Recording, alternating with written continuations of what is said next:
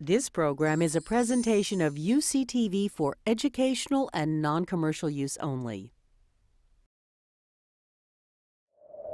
The same religion that's capable of hideous acts of destruction can also be capable of moments of healing, of restoration, and of hope. But educate a girl, and you educate her entire family. There is a sun within every person. When that anger sets in, write it. Write the letters, but don't send them. You never want to leave concrete proof of insanity.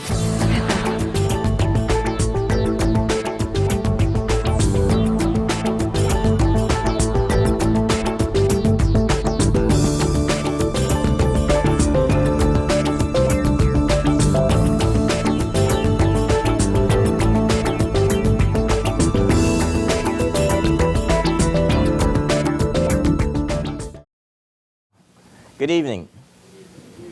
I'm really pleased to be here this afternoon and to really celebrate with you memory of Dr. Kennedy. I am a sociologist by training. I'm an environmental sociologist, and I'm proud to say that I am an environmentalist. And I've been black most of my life. Environmental justice for all, strategies to achieve healthy and livable communities. When we talk about this issue of environment, a lot of people will say, well, I don't understand this environmental justice. I don't understand it. I am a sociologist. I'm a teacher.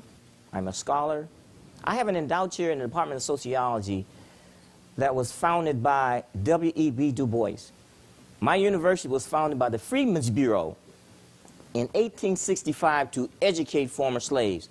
I know exactly what I'm supposed to do. I told people I do not do dead white man sociology. I do kick-ass sociology. So when we talk about these issues, it is possible to be a scholar, an activist, to be someone who does analysis, to really critique. And so it's 15 books, but it's just one book. But don't tell anybody. The central theme, it's all about health. And health is more than the absence of disease or infirmity. You cannot have a healthy community if you have poverty, unemployment, if you have communities overrun with toxic waste and poison. And my brothers and sisters, toxin or toxic is nothing more than a nice way of saying poison. So let's be real. It's all about health. And so when we talk about the environmental justice movement was so important that it redefined what the environment is. The environment is not just something out there. It is. But the environment is everything. It's where we live, work, play, worship, go to school, as well as the physical and natural world. The environment is out there, but it's also in this room and on this campus. And so when we talk about this question of the environment and how environmentalism historically has left out a big chunk. And so that chunk that was left out, that's where the environmental justice movement has attempted to connect the dots. My job is a dot connector. And so when you talk about connecting health, housing, transportation, connecting green space, connecting access to hospitals, health care, all those things are connected. Even if you are a journalist sitting in this room, there is a role for you to play, because if you're a journalist and writing about environmental issues, you need to understand how environment impacts health. The built environment impacts health. And all communities are not created equal. There are some that are more equal than others. And so when we say if a community happens to be low income, working class, or a community of color, it receives more than its fair share of things that other people don't want. What we call in planning, and there are planners in here, I know, we call them locally unwanted land uses, or LULUs. And so there are more LULUs in some areas than others. Some areas have them more than their fair share. I've traveled all across this country, been in every state, lots of communities. I have never been in a low-income, working-class community of color that has more of its fair share of libraries. And so let's talk about, I'm going to be real this afternoon because I have tenure. I'm going to leave tomorrow. So when we talk about these principles of environmental justice embraces this principle that all communities have an equal right to environmental protection, environmental laws, transportation laws, housing, employment, civil rights. We're talking basic human rights. Let's be simple. We're talking basic human rights. The right to breathe is a basic human right. I teach at a predominantly black university in Atlanta. That's like me saying my family is predominantly black. First day of class, 25 students or so. I asked my students, how many of you are environmentalists? 25 black students in class, and maybe 2 will raise their hand. I said, let me back up. It's about framing. It's about conceptualizing. I said, let me reframe. How many of you drink water? And most of them would raise their hand. How many of you are concerned about what's in the water? How many of you breathe air? How many are concerned about what's in the air? How many of you eat food? You get it? How many are concerned about what's in the food? I say, if you answer 2 out of 3, you are an environmentalist. You just don't know it. So it's about framing. What the environmental justice movement has done over the last 30 years is to reframe and to get our environmental, quote, mainstream to understand it's about framing and reframing, to understand that people of color, working class people who breathe and drink water and eat food are environmentalists. We just may not be check-writing environmentalists, and we may not be members of the organization, and I'm not going to call any names. So let's talk about this whole issue. Every year there are magazines that come out with the best cities and the best places to live, the healthiest and the safest and the fittest and the most walkable, the greenest, the cleanest, the most sustainable, most accessible. I was in Portland, well, not Portland, Eugene, Oregon. I gave a lecture at the University of Oregon. And for some reason, places like Seattle and Portland and San Francisco, you look at these magazines, the most walkable, the greenest, the most sustainable, they end up being on these lists in top 1, top 2, top 3. We just don't know why. Yes, we do. It's done. There is a willful and a purposeful strategy to make sure that communities are green, are walkable, have access to transit, have dense areas that you can create these nodes around transit. So you have transit-oriented development. So you don't have to drive long distance. Air quality, clean air. And so when we talk about these areas, and you talk about communities of color, large cities with bad air, and you talk about impacts, and we say there's an opposite of being the safest, unsafest, unhealthiest, fittest versus fattest. I mean, if you look at this whole idea of where the dirtiest cities are located, that's clean air, dirty air, polluted, you can do a map, and you don't need to be a rocket scientist to figure out what it takes to become a clean city, a green city. The environmental justice movement is talking about how we can understand that where you live does matter.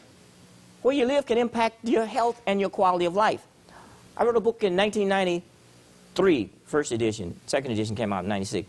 Unequal Protection, Environmental Justice in Communities of Color. Sierra Club books. Any Sierra Club members in here? Sierra Club book. I served on the board of directors of Friends of the Earth, and Michael Fisher, who was president of Sierra Club at the time, we served on the board together. And I said, Michael, I said, Sierra Club, they do great coffee table books. I said, Sierra Club's been around for over 100 years. I said, it's time for Sierra Club to do a real book. That was a jab. He said, what do you mean? What do you mean? He said, I said, it's time for this organization that is very potent to do a book about struggle, about justice, about communities on the front line dealing with environmental issues. He said, oh, no, we've never done anything like that. He said, do you have anything? Knowing me, I pulled out a 2-page prospectus, gave it to him. He looked at it. He said, oh, looks good. He said, do you have this? It was already boxed up and ready to be FedEx. Monday morning, he had it. Sierra Club Books produced this book, 1993. And the book was such a great hit because Sierra Club members buy Sierra Club books for some reason. We just don't know why. They buy the books. And we did a follow-up book, The Quest for Environmental Justice, Human Rights and the Politics of Pollution. You have to bring the message to where people are. And the fact that Sierra Club had been around for, as I said, since the 1880s or whenever, had never done a book about justice and fairness. And so we say, let's do this. Let's understand that we're all in this together. And so when we talk about these issues of place, place does matter. And the politics of place, race and place, the geography of pollution. As I said before, pollution not randomly distributed. And where you live can impact your health. This is a book I did in 2007, funded by the Ford Foundation. Thank you, Mel. Thank you very much. And it looks at cities and looks at communities and looks at where people are. And there is a connection between where people live and the levels of pollution and access to basic needs in terms of access to health care, access to parks, access to something as basic as a grocery store that most of us take for granted. And so when we talk about these issues, we know that some communities are physically on the wrong side of the tracks, and that this is not by accident. It is not by accident that the environmental justice movement was born in the southern United States that gave us the civil rights movement. 1982, Warren County, this company dumped this waste along the roads in the county. North Carolina needed a place to dispose of the waste after it scooped it up. It went through this very rigorous scientific process of selecting the county, the best place, has 100 counties. It selected, and the envelope is Warren County, the poorest and the blackest county in the state.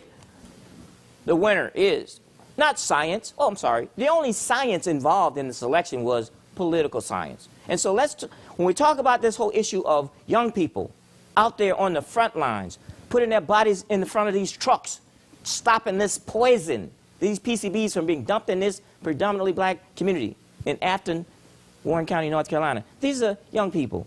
And looking at the fact that it took a United Church of Christ Commission for Racial Justice to do the first national study linking race and waste.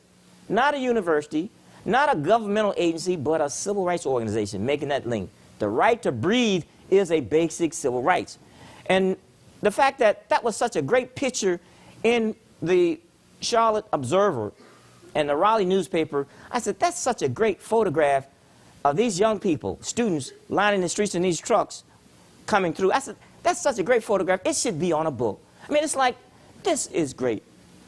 And that's how Dumping in Dixie, the cover. And so when you look at this whole question of the Deep South, we know environmental racism is not unique to the South, but the Southern United States is the most polluted region of the country. And there are reasons for that. There's a direct correlation between exploitation of land and exploitation of people.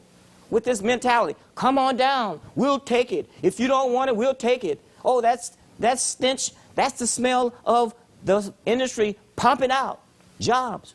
Well, you can have a job and a clean job and a livable wage and keep your health. We shouldn't be dying for a job. And when we understand this, we understand that all workers should be protected, whether you're in the fields, farm workers, or whether you're in industries. And so let's talk about this whole question. Environmental justice is where we work, where we live, work, and play, learn, as well as the physical and natural world. So when we talk about this whole question, people of color had to define for themselves what the environment was. We had this organization that had been around for over 100 years but never touched on these issues. These are very smart people, but they don't know every damn thing. And we say, let's give us a chance. We know a little something. We went to these same schools that they went to and got PhDs and law degrees and MDs and all these other degrees. So give us a chance. In 1991, we organized a summit, the first National People of Color Environmental Leadership Summit. It was a 4-day meeting. The first 2 days, it was just people of color. We said people of color got to come together and unpack some of the baggage of slavery, colonialism, imperialism, and all the other isms that has basically divided us, because people of color in 1991 didn't know that much about each other. And we have learned a lot, but we still don't know a lot about each other.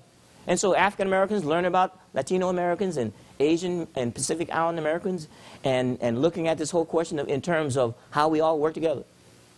Black brown, red, yellow, and white. The second 2 days, we said at the conference, we got to bring everybody in, because if we don't, we're gonna leave out a big chunk. And that big chunk was white people. And so the second 2 days, it was everybody. We developed 17 principles of environmental justice. And the first principle is that people must speak for themselves, and their voices need to be respected. The most impacted need to be at the table. That was done those principles developed in 1991. When we went to Rio de Janeiro a year later at the Earth Summit, those 17 principles have been translated into at least a dozen languages. Those principles stand firm and are as relevant today as they were back in 1991. This whole issue of climate and climate change, the principles of climate justice, if we're going to address climate change and address it in a way that's going to be sustainable, it has to include people who are hit first and worst, longest and hardest. Those are the environmental justice communities that we're talking about, we're fighting for here in this country as well as around the world. And so when we talk about these issues, understand that the environmental justice movement is a young movement. As I said, we're only talking 3 decades. But these issues that started out as grassroots, small, isolated issues, whether in the Central Valley in California, or whether in the southern United States, in Appalachia, or whether in West Harlem, or wherever, South Central, the issues are the same: fairness, justice, and equity. We had our summit in '91. We had a conference in D.C. in '94 in February, and it was a conference from February 9th through the 12th. And on February 11th, a few of us got a phone call. We thought it was a joke from the White House. They said, we want you to come over. Is this Dr. Bullard? I said, yeah. Who is this? This is the White House. I said, yeah, right. And so we want you to come over to assign it. We're going to do an executive order. And so once we found out it wasn't a joke, we went over. It was snowing. We went to the White House, went to the Oval Office. Nice office. Nice office. Got a chance to, witness the signing. I still have my pen. The last 8 years, I have not been back to the White House. The last 8 years, there's a good chance that I might get back. You can see in the blue coat, that's Carol Browner. She was the EP administrator. She's now the climate czar. So when we're talking, in the back of President Clinton, as Al Gore, he's with climate change. Nobel. So it was a lot of good people in the room, and people are still doing good work. And so when we talk about these issues, we updated the Toxic Waste and Race report that was done in '87. We updated it in 2007. And what we found is that in 2007, 56% of people who live within a 2-mile radius of these commercial hazardous waste facilities are people of color. When you add 2 or more facilities, the clustering, the number jumps to almost 70%. People of color only make up about 1/3 of the population in this country. We're not 70%, but we get overrepresentation of living around these facilities. And if you look at regions, 9 out of 10 regions, it is not a southern phenomenon. 9 out of 10, that's not good. And so when we talk about places where overrepresentation of these facilities, LA leads the metro areas in terms of where these facilities are located. It says Greater Los Angeles tops the nation with 1.2 million people living less than 2 miles from 17 waste facilities. 91% of them. So when you look at these facilities, the fact is that people of color are overrepresented where these facilities are. And you're not talking about small numbers. You're talking about large numbers. And so when we talk about this fact, it is not just poor people that's getting poisoned. There's a study that was done just last year. University of Colorado professors found that blacks experience such high pollution burdens that black households with incomes between $50,000 and $60,000 live in neighborhoods that are on average more polluted than the average neighborhood, and with white households with income below $10,000. $50,000, $60,000, that's an affluent household. Well, it's not exactly the Cosbys, but they ain't poor. And so somebody making $10,000, that is. But white privilege provides advantage for escaping pollution, escaping things that are harmful. And so when we talk about this question of environmental racism, even a child knows this is illegal. This is illegal. And so when we deal with this whole question, I'm working on a case right now. It's the poster child of environmental racism. You won't believe this. This is a case in Dixon, Tennessee. Family has been in that area since slavery. They bought 150 acres of land right after slavery. The county is only 4.5% black. Every landfill, every permitted facility has been located in this one little cluster neighborhood on Eno Road.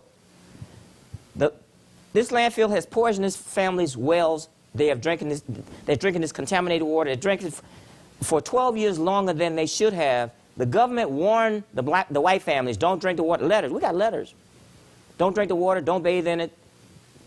We'll get you bottled water, we'll put you on city water. The black family wrote letters saying, we found this stuff in your water, it's safe to drink, no harmful health effects. You don't believe this, it's true. It's been on CNN, it's been in Essence Magazine, it's been in New York Times, Washington Post, believe it. And so it's 54 feet, it's very close. The family is sick. The NAACP, Legal Defense Fund, is the lawyers. I'm serving as a technical advisor and consultant on the case. The government has tested duck ponds, dog pounds for water.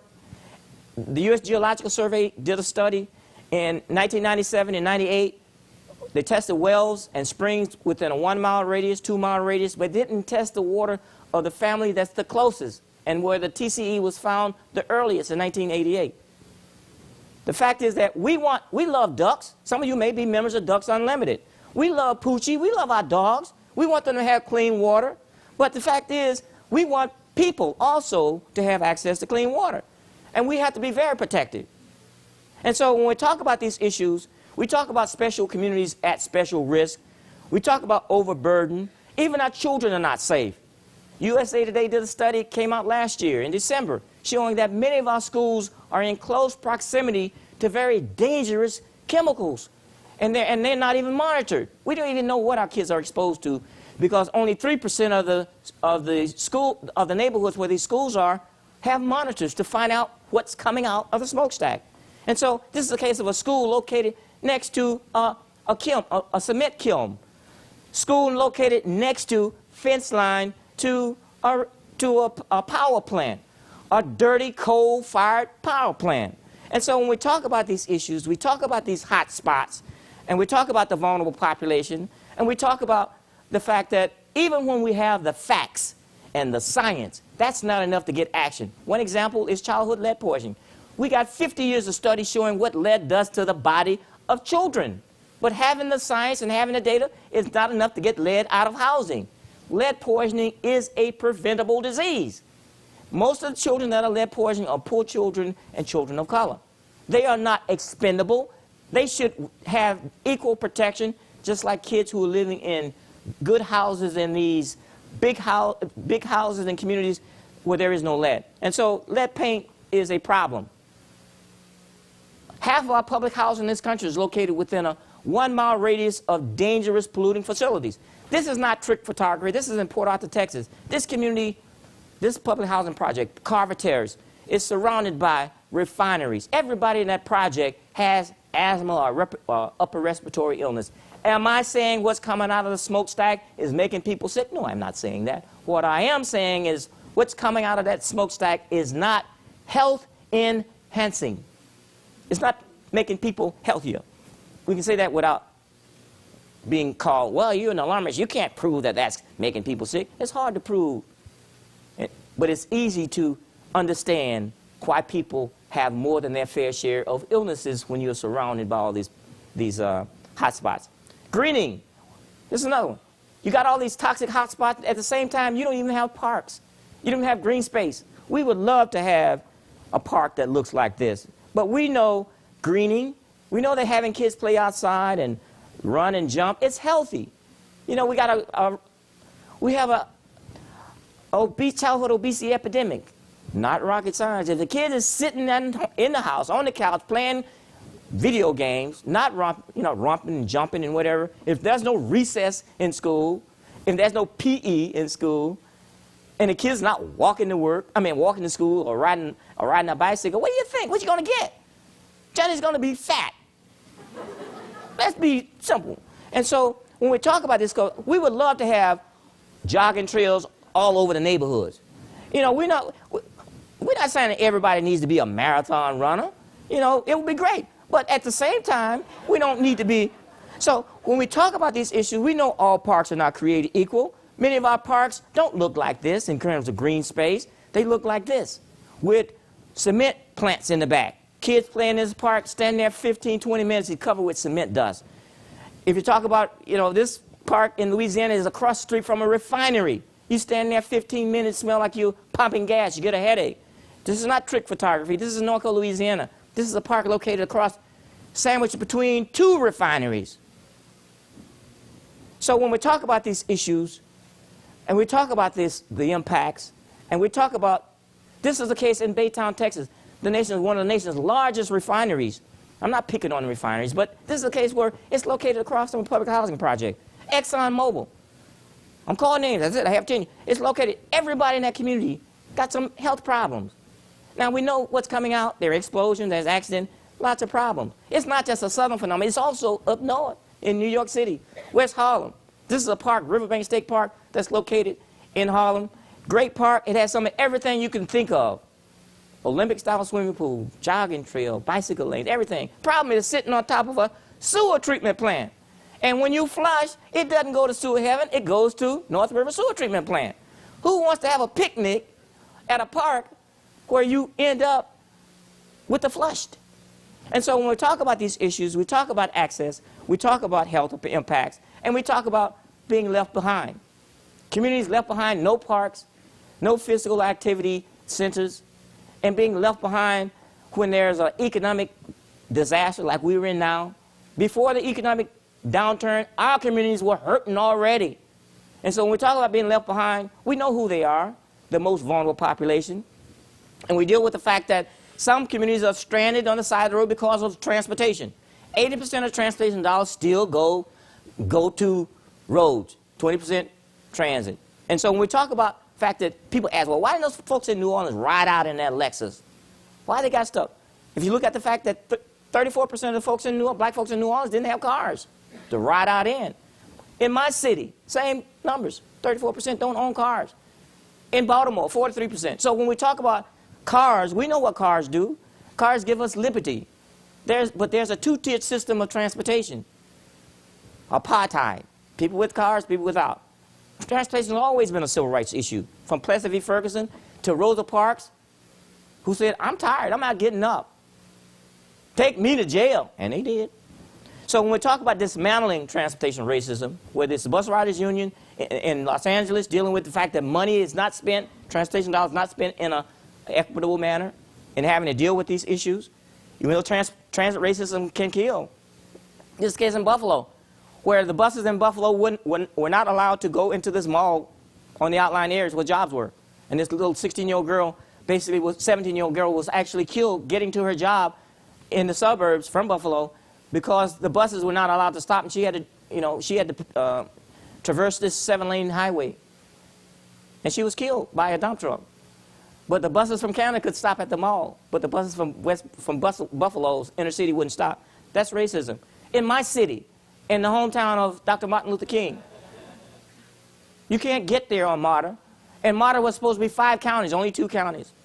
White people in 1965 said, we don't want MARTA, because Metropolitan Atlanta Rapid Transit Authority stands for Moving Africans Rapid Through Atlanta. That's what MARTA is. And now everybody is stuck in traffic, whether you drive a Lexus or you drive a hoopty. The fact is that transportation racism and transportation apartheid still exist. And we talk about give me liberty, and we talk about follow the dollars. The money is still spent on roads. Lots of roads and bridges to nowhere. And so when we talk about follow the dollars, and you hear that sound, that sucking sound you hear, that's called, there's a term for it. It's called transportation, racism, and highway robbery. And so when we talk about this whole notion of our infrastructure is crumbling, our bridges are falling down, we need to fix them, our levees are breaking. It's not just New Orleans. Levees are breaking all over. And the potential for levees to break. That was one just levee broke, a couple of weeks ago in Tennessee, TVA. And so when we talk about this, California leads the nation in terms of levees that are threatened. And so when we talk about this whole question of infrastructure repairs, and we talk about this idea of we need to put more money in the stimulus package that's coming out right now, this shovel-ready stuff. You know, shovel-ready, there's a reason why stuff is shovel-ready. And all the shovel-ready stuff is not, all of them are not good projects, my brothers and sisters. And so we need to make sure that they're good projects. Just because jobs are being created doesn't mean that everybody's going to have access to jobs. Doesn't mean that there's no discrimination in the way that construction industries operate and how jobs are being distributed, whether it be green jobs or just regular construction jobs. And so when we talk about this whole question, the gap between where people are and where the jobs are, in my metro area, there's a gap between the percent of workers that should be in the industry and where they are, about 18%. The big gap. So when we talk about co-benefits of public transit, we know that public transit can save money. You can provide mobility, clean up the air, do a lot of things, get people around. And we know in terms of climate change and energy, we know all this stuff. We got all the science.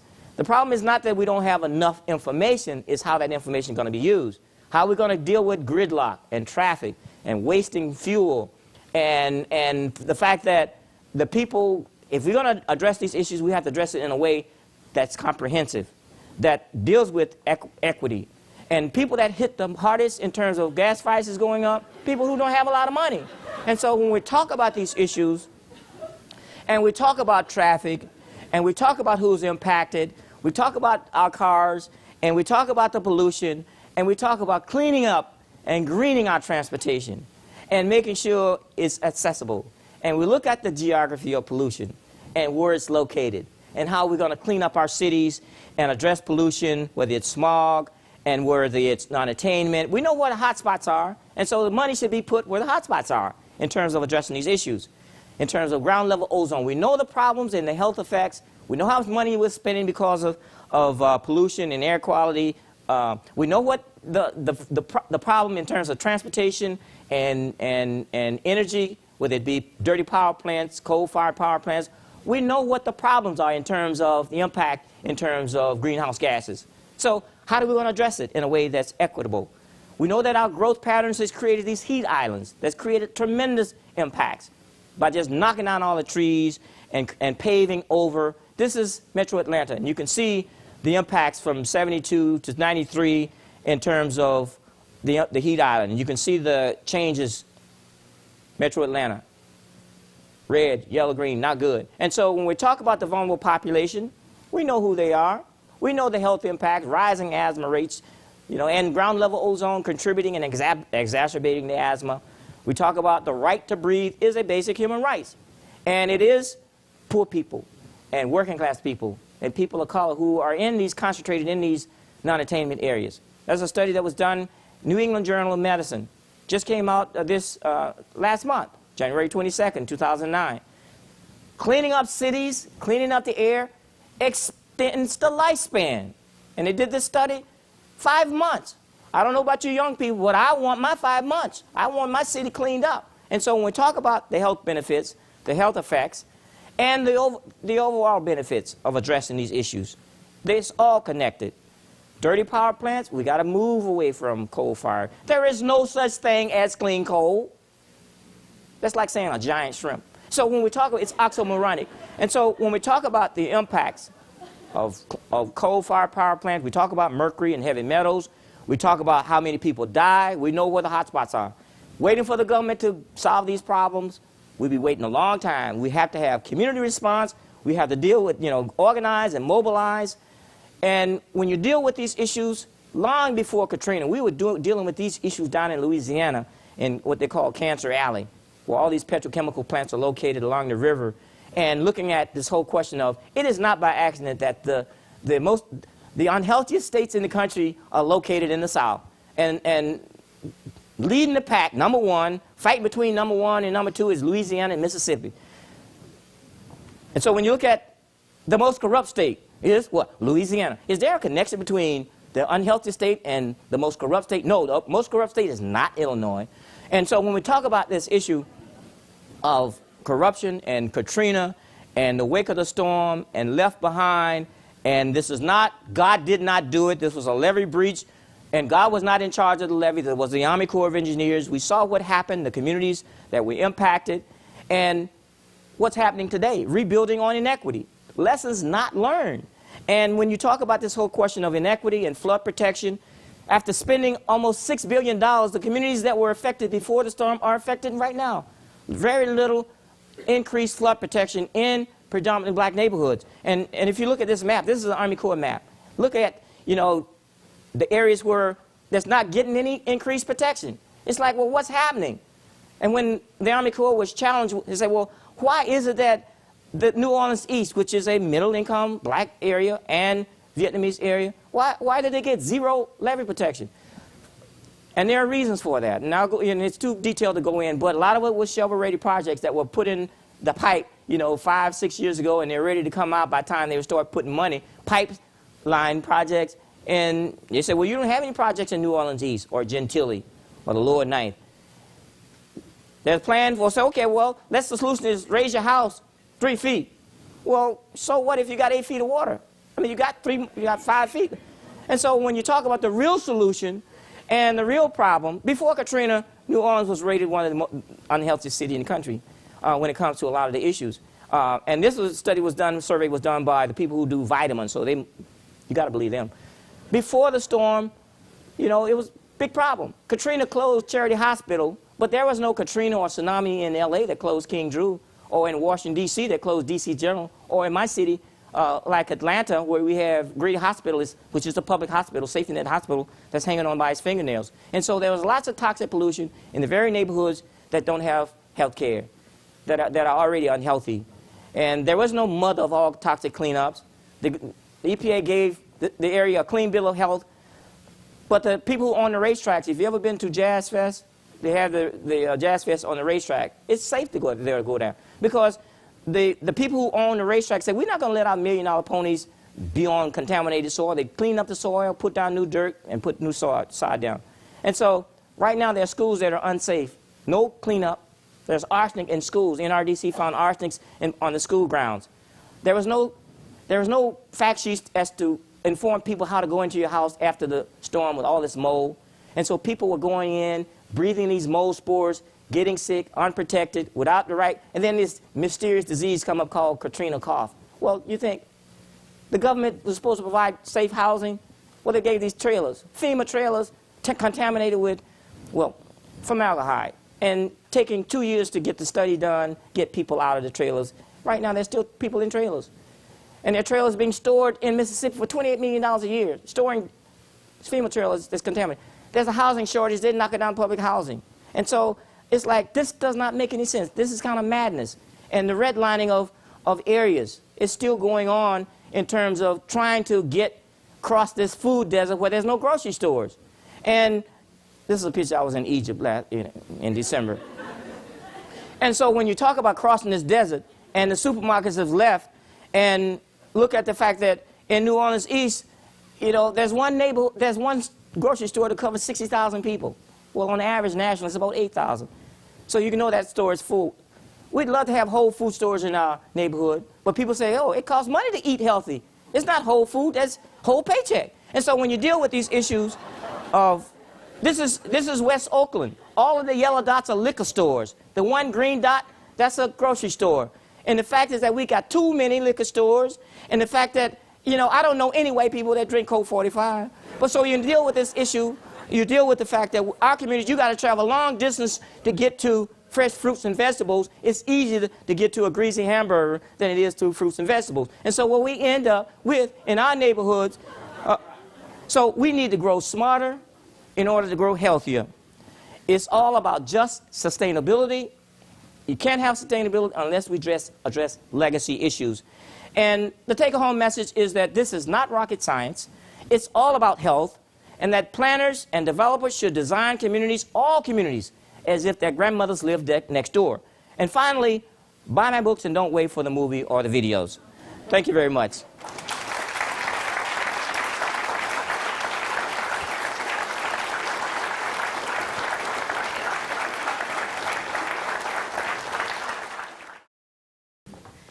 I'm the only black kid in the program, and I think I'm one of 160. And we're sitting here looking at environmental problems from management levels. but I haven't seen anything to address people of color in anywhere in the curriculum. Granted, I'm only in my second quarter. How do I incorporate this into my own curriculum? Well, I don't need to be standing on the spotlight, do I? Okay, okay. Well, I think it's important to understand that a lot of this work has to be done in a way that it will not be in the curriculum. And we're still trying to get a lot of this paradigm integrated into courses and into this whole jargon of different disciplines. In some cases, there are special courses that are taught, and they're specialized, they're module, etc. But I wouldn't let that stop me. In all of my years, in graduate school, I never had a course that talked about it. I had a lot of environmental science courses and environment policy courses, and I dealt with that. I would think today that we'd have some of that in there. But I do think that it's important that you go to the various sources, reading materials and articles, reports, books, etc., and bring it in. And I would think that any course or part of a course that's dealing with environmental issues and the environmental movement in the United States has to deal with the environmental justice movement. A lot of the work dealing with health and the environment, when you talk about health disparities and impacts on certain kinds of disparate impact of certain kinds of health effects, like childhood lead poisoning. You don't even have to talk about environmental justice to talk about childhood lead poisoning and understand that most of the kids that were poisoned are poor kids and kids of color. When it comes to climate, for example, there's a lot of talk and a lot of work around climate. And we have to make sure, when I say we, people in environmental justice have to make sure that the climate justice frame is overlaid on the climate discussions.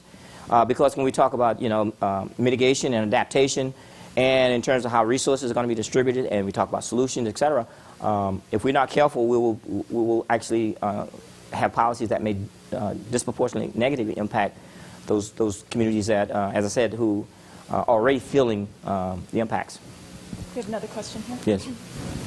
So, given all your success in policy changes in the past, what do you think is next? What's the most important next step, and consequently, how should we deal with it? Well, I think it's important to thanks for your question. I think it's important to understand that we still have a lot of work to do. In some cases, undoing damage that was done over the last 8 years in terms of we have great laws that are on the books, and I think we need to really start retooling back up to do enforcement, whether it's in terms of our environmental laws, in terms of air quality, enforcing Clean Air Act, and allowing the people at the EPA to do that jobs. People in the Department of Labor to do that. OSHA, for example, occupational health and safety has really slipped. People are getting hurt on jobs, and so we have to make sure that workers are safe.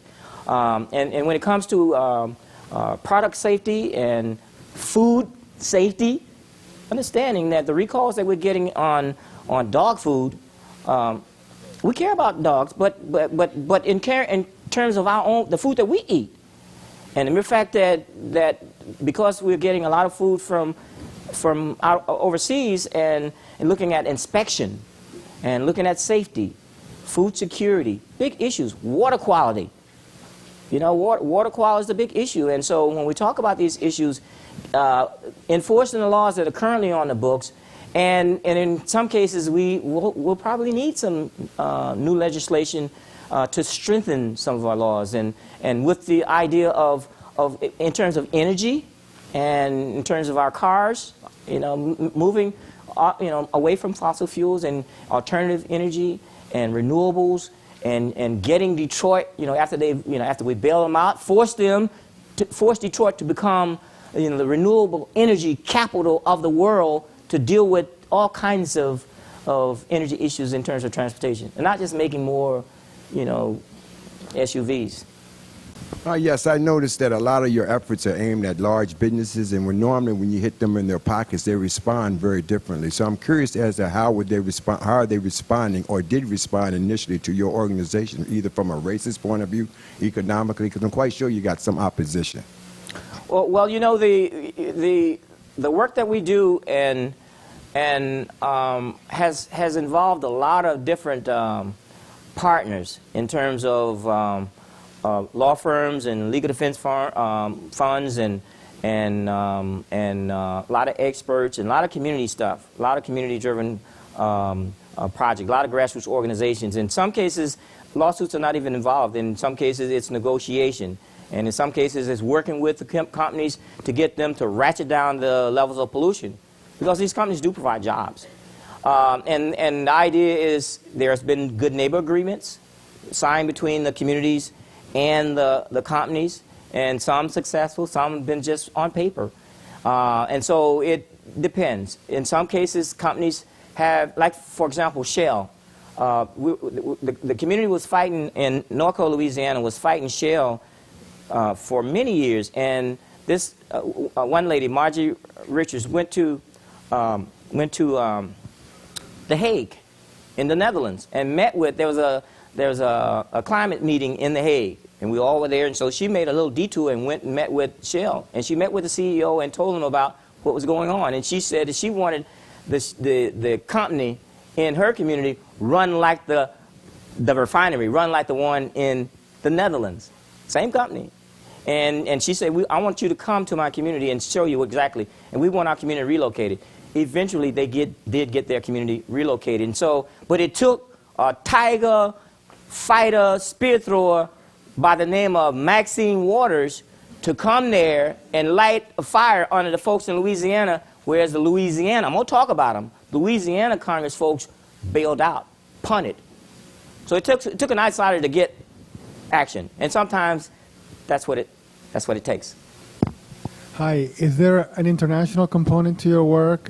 There are barges full of European trash off of the coast of Nigeria, and there's crop eradication programs in Afghanistan and in Colombia that are releasing toxic material and affecting those populations. So I wonder if you could address that. Yes. As a matter of fact, the book Just Sustainability, Development in an Unequal World, MIT Press 2003, we did that book after the World Summit on Sustainable Development, because we brought together lots of people people of color from around the world and nations from around the world who are dealing with toxics and dealing with pollution, ocean dumping, depletion of resources, et cetera, mining, et cetera. And so the issue of environmental justice is an international issue.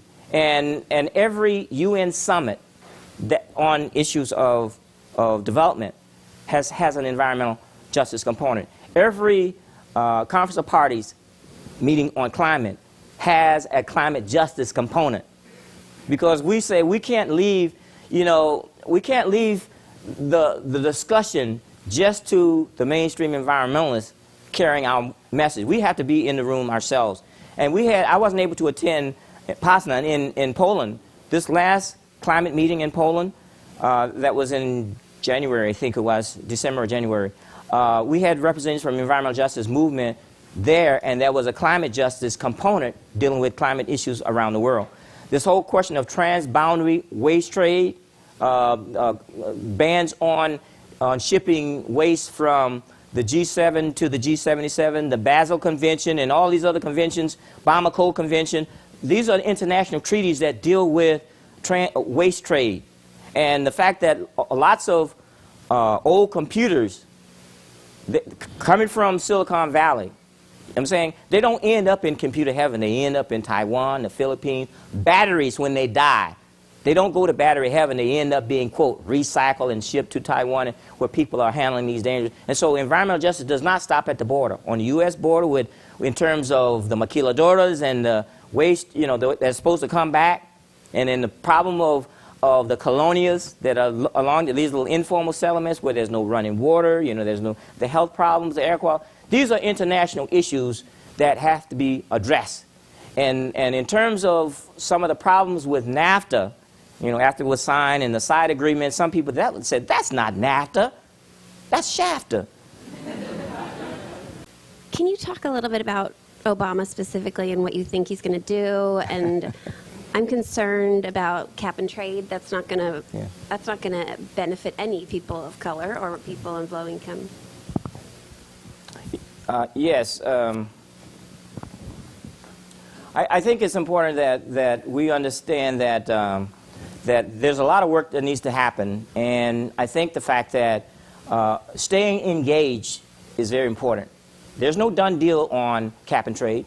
There are some enviros who would want us to believe that it's a done deal, but we had a conference, a climate justice conference in New York City a couple of weeks ago, and there were 500 groups from all over the country and at least 100 groups from California.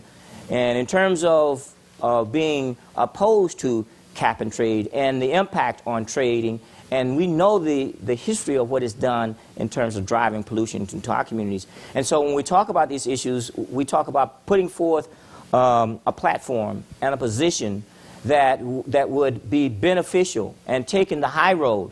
Even if we lose, we have to, our position in terms of the National Environmental Justice Coalition that we're working on climate, have taken a position that we are in favor of a tax. And that in terms of moving that agenda and moving it into the people to sponsor legislation and to talk about how we're going to address this and move it in the various fields, and educating our organizations, our faith-based organizations, our churches, to understand what it means. And so I think it's important to understand. I don't think there's a done deal. I think there's room for maneuvering right now and to deal with some of the stuff that's flowing through in terms of nuclear. I mean, there's all this propaganda about clean, oh, there's this clean alternative, nuclear. Understand, there's still no solution to deal with what to do with spent fuel. In terms of clean coal, and they're lobbied lots of deep pockets, big money on clean coal. And so our coalition also includes communities in West Virginia and Eastern Tennessee and Pennsylvania who are on the front line, fence line with mountaintop removal, and understand that clean coal is oxymoronic. And so our coalition is, and these are white people. So it's not like, well, just the poor people of color whining again. Get over it. No. So we are forming these coalitions to get people on it, and it's about education, it's about organizing, it's about mobilizing, and get people on it. And young people are still involved and engaged. So I think there's still a lot that can be done on this issue. And when it comes to energy issues, I think the administration is pretty progressive on a lot of stuff in terms of look at the stimulus package and how much is in terms of renewables, looking at CAFE standards in terms of cars, allowing California to be California. You know what I'm saying? Because California is so important in terms of being progressive and moving the agenda. And as things happen in California, they generally move east. So I think that, first, when he signed that executive order, a few of us got a call, and I was somewhere else, and I couldn't make it to the signing. So they got pitched, and I ain't in that. So, yeah, I think there's a lot of stuff that could happen. And so it's still, the elevator is still going up. And I think we still have to be engaged. All of us get the emails. If you, I know some of you may not have voted for Obama, so I'm not pushing Obama. I'm just saying he is our president. And the fact is that there's a lot of stuff that needs to happen, and he needs your support in terms of getting things through the system. I know that Indigenous people are involved in this movement, but you didn't mention that. And I'm curious particularly about how this is working on Native American reservations and communities that are highly populated by Native American people. Because as you know, we've been the worst, most disadvantaged, colonized, everything that we've all studied about in terms of the past. Yeah. So I want to know if there's any important environmental justice work being done from your perspective on Native American reservations, because I know that it hasn't ended and it's starting all over again. Yes. As a matter of fact, the environmental justice movement is a multiracial, multi-ethnic movement. And in terms of our networks, We worked at the Indigenous Environmental Network, which is based in Bemidji, Minnesota. Tom Goldtooth is the executive. We worked very closely together. We worked very closely with Winona LaDuke. As a matter of fact, I saw her last week, and we had a little gathering and to talk about how we're going to work on these issues. The issue of climate change and then the impact on indigenous communities around the world. Every meeting that we have, you know, the indigenous piece is there. I didn't have it up on the map, but in terms of the work, you know, I was an expert witness on a case in Eastern Navajo Reservation where uranium mining, and the fact is that we had won a case down in Louisiana in terms of stopping a uranium enrichment plant, and it was in front of the NR Nuclear Regulatory Commission, and we used that case to work on this case in Church Rock and Crown Point, and we lost that case because that was after the Supreme Court case that said we had to prove that this is discrimination. But all the facts are there in terms of the dumping, the tailings, the mining, in terms of indigenous people around the world, in terms of the resource extraction, whether it's in Brazil or whether it's in Colombia or wherever. Yes, the indigenous piece is key and central to our work. You have to understand this nation was founded on 4 principles: free land, free labor, free men, and free enterprise. And we know the land was not free; it was stolen. The labor was not free. It was cheap. And free men, only white men with property could vote. And free enterprise, we know there is no such thing as free enterprise. There's a price for it. So when we put all these pieces together, as I said, the environmental justice movement and the People of Color Summit, and we organize it. It was African Americans, Latino Americans, Asian and Pacific Islanders, and Indigenous Native. So it's important in terms of the EJ organizing and understanding that also in Appalachia, for example, you know, it's basically a third world in whiteface. And so people who are in West Virginia, and so we worked together. We had to, you know, peel the onion and get past, the stereotypes and the misunderstanding, and say, well, look, mountaintop. When you're knocking the mountain down to get coal, you're impacted. It's very similar to being impacted on the reservation when all this uranium mining, you know, it ends up on the reservation. When it goes back, they're talking about, well, there's nobody out there in Yucca Mountain. Well, yes, there. Western Shawnee been out for thousands of years. So let's be real. Thank you very much.